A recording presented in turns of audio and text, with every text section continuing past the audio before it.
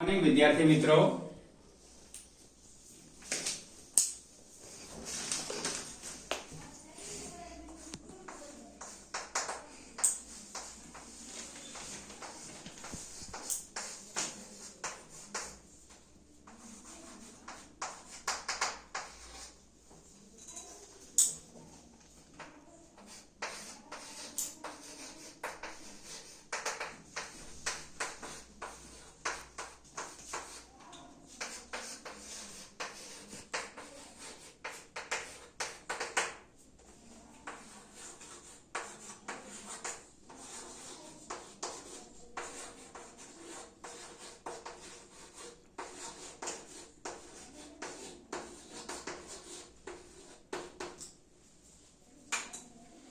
તો વિદ્યાર્થી મિત્રો ચલ એટલે કે પદાવલીમાં લખવામાં આવતા આલ્ફાબેટિક અક્ષરોને આપણે ચલ તરીકે ઓળખીએ છીએ।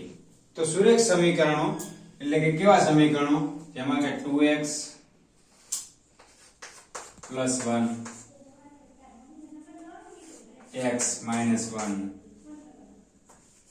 3y - 7 તો આવા સમીકરણોને આપણે સુરેખ સમીકરણો તરીકે ઓળખીએ છીએ અને આવી પદાવલીઓને આપણે એક ચલ સુરેખ સમીકરણ કહી શકાય। તો વિદ્યાર્થી મિત્રો આ સમીકરણોમાં તેનો ઉકેલ મેળવવા માટે તેમના ઉદાહરણો દ્વારા સમજીશું।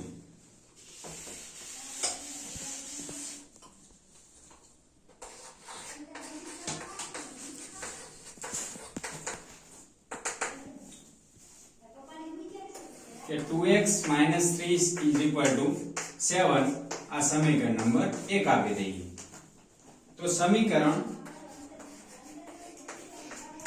1 ની બંને બાજુ 3 લખતા તો કેવું સમીકરણ મળે કે 2x - 3 + 3 = 7 + 3 तो माइनस प्लस माइनस એટલે એ બાદ થઈ ગયા। તો 2x = 7 ને 3 10 તો x = 10/2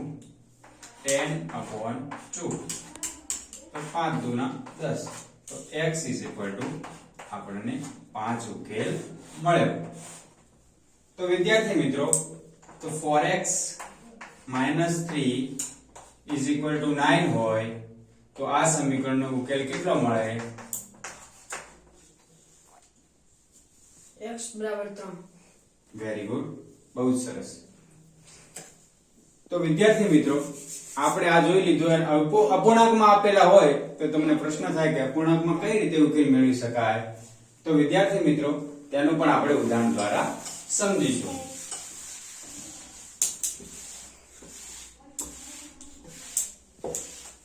x upon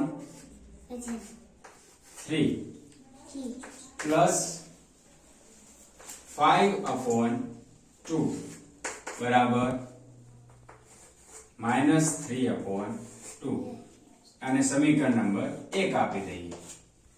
હવે સમીકરણ 1 માં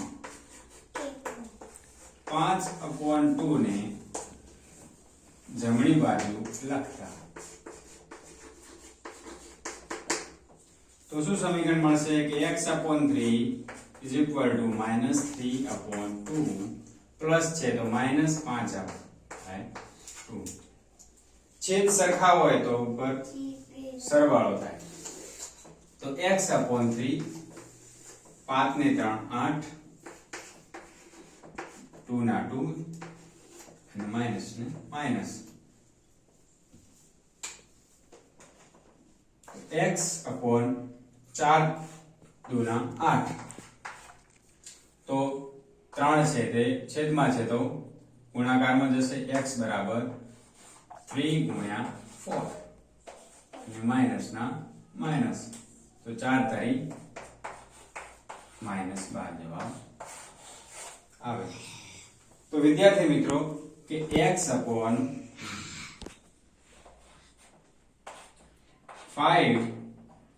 + 7/4 is equal to -5/4 હોય તો આ સમીકરણનો ઉકેલ કેટલો મળશે?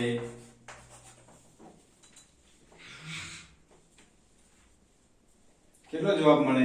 x = -15. વેરી ગુડ, બહુ જ સરસ, થેન્ક યુ.